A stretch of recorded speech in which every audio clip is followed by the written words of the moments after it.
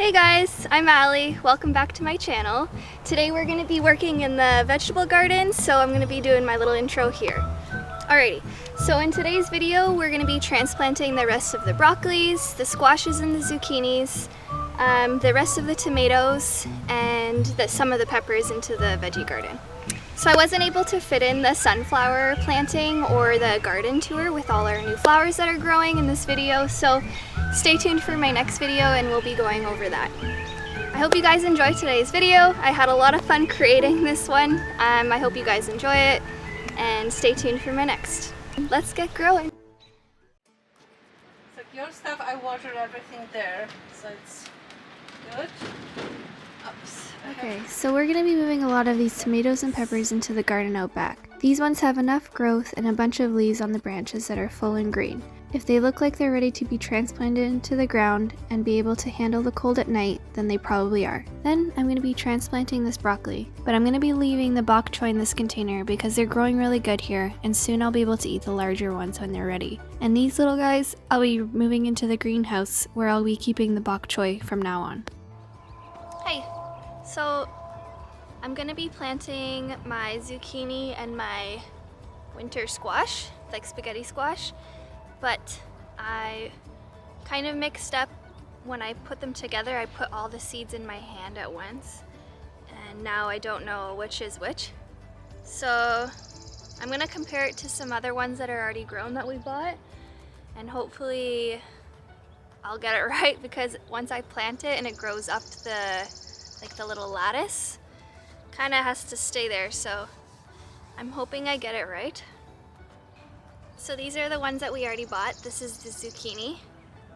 And this is what it looks like in the pot, which looks extremely similar to this winter squash. Yeah, this might be a problem. I think I'm just gonna wing it. Hopefully I got the seeds right. If not, really I could just transplant it. But it's kind of a pain, because once you put it in your spot, you kind of want it to stay there so it gets rooted into the ground really nicely. So, we'll see. You don't have to think too much. Just do it. I'm going to be growing my squash, zucchini, and green snap peas up these trellises. The soil was pretty compacted and dry, so fixing them in place was kind of a pain. I saved you from watching me struggle by speeding it up in this video. If you watched my last video, you know how fragile these cedar sticks are and how easy it is for them to really break. Too wide. Like this? Yeah. But when you press on it, it has to go from the bottom. You need like a hammer. Beautiful. Now that they're in the spot I want them, I just gave them a few tapa-tapas with the hammer and secured them with some twine to prevent them blowing around in the wind. And this is where things started to get a little complicated. The big old mix-up of the squash and zucchini came back to haunt me. What does that pot say over there, the gray one? Zucchini. So this is a zucchini which you put now? The center other one looks like it's more like a squash than zucchini. Okay, well then let's take that one out and put the squash there.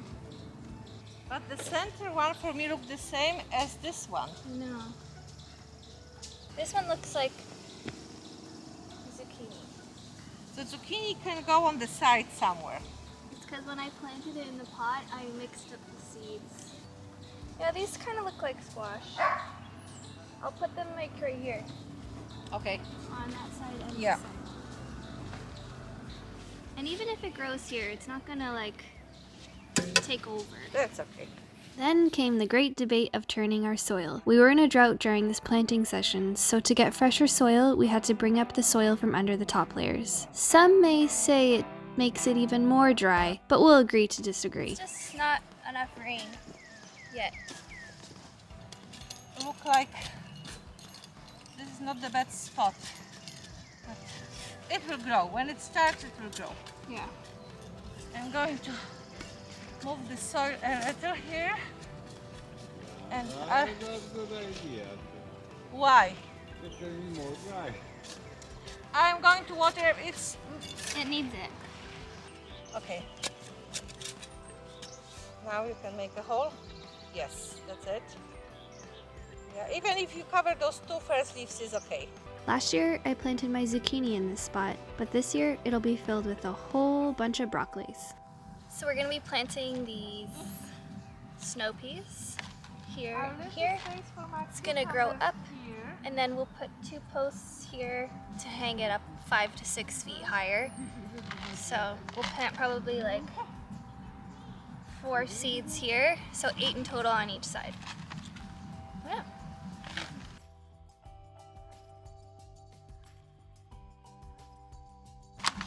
Oh my gosh, What? it's like purple. Oh, they might put this as a protection. Yeah. Yeah, that's why it says to not eat it by its seed. Captain Obvious at your service.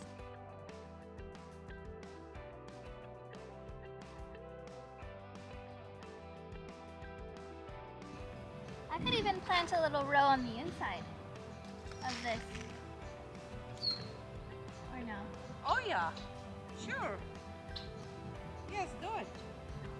These ones you can actually space pretty close together. It says 2 to 3 inches. You can put, more like not that wide as they said. Put like more seeds there. Yeah, I did. I ended up putting 6 to 8 seeds on the outside and the inside of the trellis. And voila! In just a couple weeks, the sweet peas already grew this much. They're super easy to grow. With the knife first, like this. Yeah. And then, so you have the soft soil there for each pepper, okay? The like deep one. Okay. Cue fastest pepper planting ever. I did a mix of yellow, green, and red in this spot. Peppers take quite a bit of time to grow, so just be patient with these little fellas.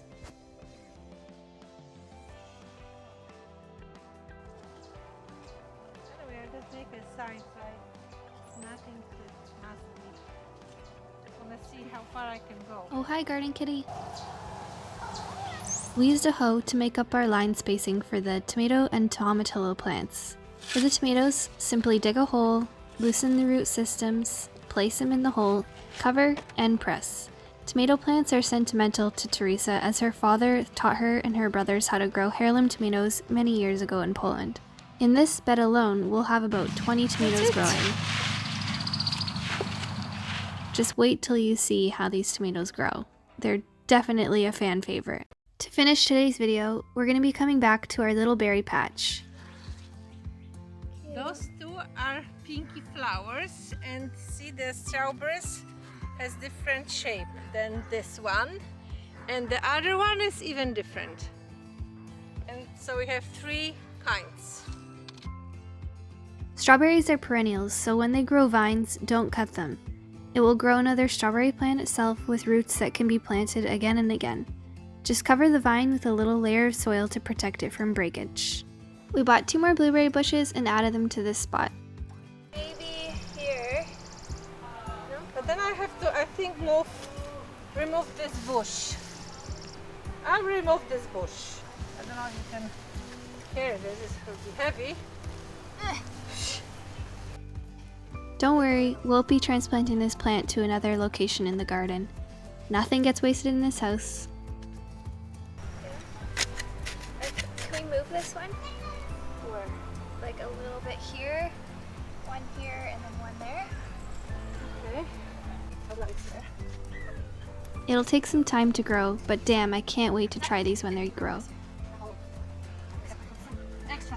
Yeah, so leave it there, squeeze it around, and then you should be able to take it out. Yeah, that's it. No, don't go like this, just This? okay. Ali, so, come. Sorry. When you squeeze it, just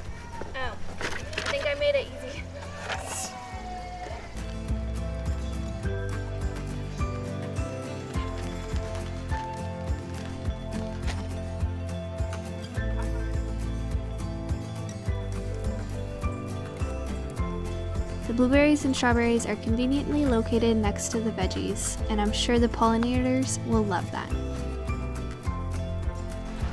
I just wanted to point out that with each transplant, we use a tiny bit of this Miracle-Gro Quick Start fluid to give the plants an extra boost in their new homes. In the meantime, while we wait for the rain to arrive, unfortunately we're going to have to use our reservoir water to water the gardens because the rain barrels are all empty.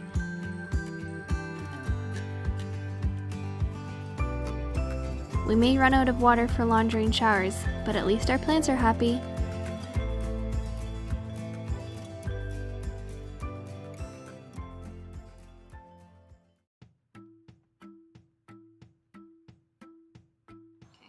It will grow better. What? Okay. Eye at the distance, or else he will yell at you. Go away. Okay? You don't care about getting wet.